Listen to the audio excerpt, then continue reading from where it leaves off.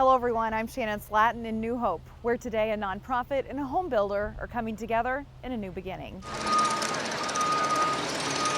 I'm happy that construction is beginning. ADVENTOR TRYE is part of a celebration, a groundbreaking for a new group home on Ensign Avenue in New Hope. Oh yeah, I'm emotional. And this is my second time coming here after the incident took place. ADVENTOR was at the home on June 2nd, 2019, caring for a man named Ken when a fire broke out in the garage and spread to the group home. I went through the fire, burned my head somewhere here. He got Ken, the only person inside, out. It made me to feel happy that life was saved, because our priority in life is to save others.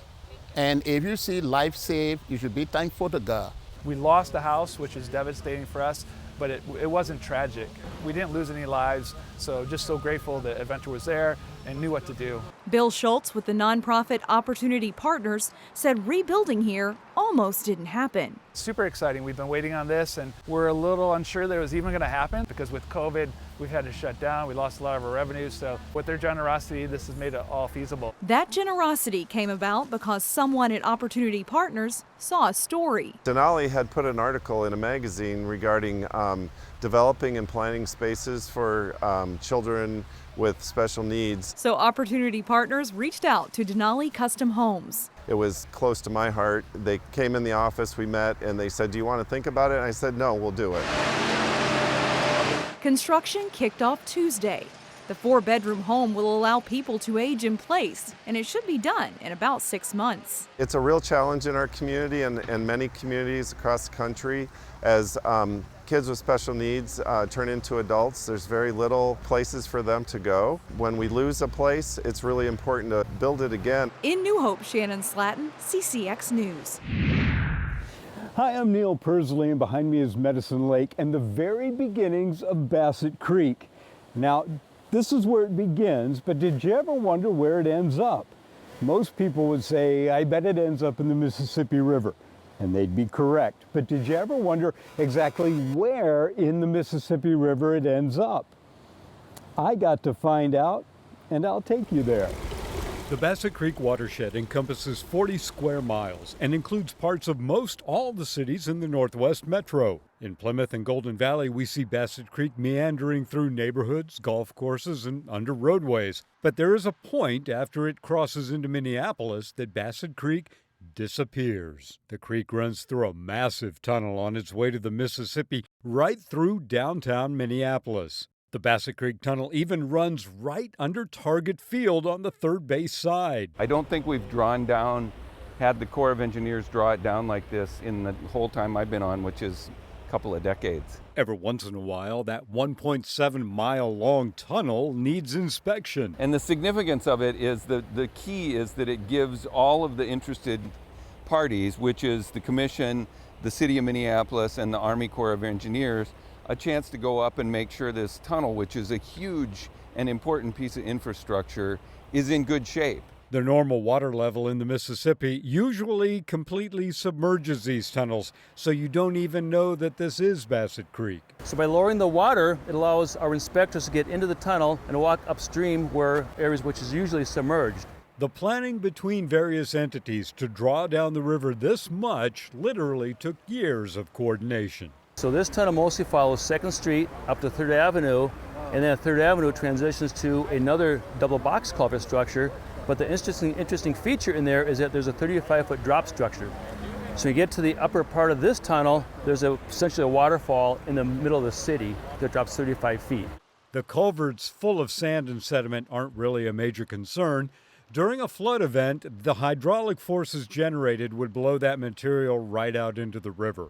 So the next time you're at Medicine Lake, Worth Park, or even a ball game at Target Field, you'll know exactly where that water in Bassett Creek is going. In Minneapolis, Neil Pursley, CCX News. This week's School Spotlight takes us to Maple Grove Middle School, where some students are developing academic skills through a program called AVID. Remember last week we talked about contractions, when you can smash a word together? In Julia Fromm Molenkamp's 8th grade class at Maple Grove Middle School. There we go. Dreams, Thumbs if you got it, are boundless. I want to be an elementary teacher. I want to be an engineer. Middle school student Owen GRISMER is already thinking ahead. I think I want to go to Cambridge University in the United Kingdom. So here's what you're going to do. But to reach the stars, students agree it requires some important abilities. Studying, note-taking, writing, that type of stuff. Taking notes and then probably working more on asking effective questions. Read it out loud. All. If you find an error. Taught in this AVID class, which stands for Advancement via Individual Determination. All of our lessons revolve around WICOR, which is Writing, Inquiry, Collaboration, Organization, and Reading.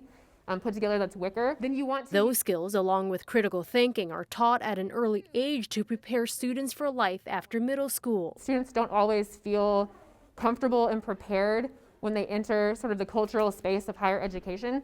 So we also work on teaching like the secret skills and like the secret things that students need to know in order to be able to thrive in that environment. Students have to apply for the program to get in. However, teachers school-wide are trained to establish AVID skills in their classrooms. It allows students to have that confidence and courage to be able to achieve their dreams in the future, whatever that means for them. On your mark. From Molenkamp says she's seen it firsthand on how far-reaching the program is. They say just how much easier it is, how much having a foundation in note-taking and critical thinking has impacted their confidence. In Maple Grove, Pafu Yang, CCX News.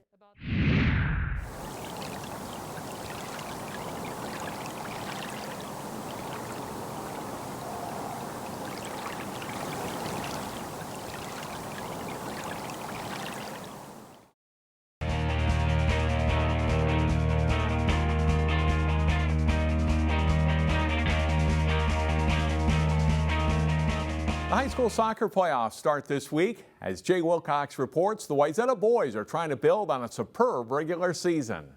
They haven't quite achieved perfection, but as the playoffs begin, it's been a very good season for the Wayzata boys soccer team. The Trojans are 9-1-1, ranked number 1 in the state in Class AA, and won the Rugged Lake Conference. Well, obviously we're really happy that we won the conference. Mentality's been the same, I think, throughout. You pretend it's your last game and you work as hard as you can to make sure you're winning everything you can because the season's so short. The regular season pretty much went as well as it could have. Obviously, we had a few blips there, but that'd be expected, and we rebounded well from them and really finished this regular season off really strong. So I'm pretty proud and happy with how it's gone so far. With COVID-19 shortening the season and changing other things, it's been a different type of season for all. But in some ways, that's made it more special. I would say it'll be more memorable just because of all the stories that have come, along with this year, being COVID smart, wearing our masks throughout the year, not having some of the traditions we normally do, so having to kind of make our own COVID-friendly traditions has, made the season different than others, but at the same time, it's been really enjoyable, and I wouldn't have traded this year for anything. Tuesday, the State High School League reiterated its stance that there will be no state tournament this fall during the pandemic, meaning the road will end with section play. Wayzata would have been among a handful of teams with legitimate state title hopes, but they're taking a positive approach to it all. Obviously, it's heartbreaking to be doing so well and not have a state tournament, but anything can happen. Our section is just as good. Teams like Washburn and SLP are always going to be competitive matchups. A little bit, but we're just thankful that we're able to have a season. I think in the middle of July, people weren't sure if there was going to be a season at all.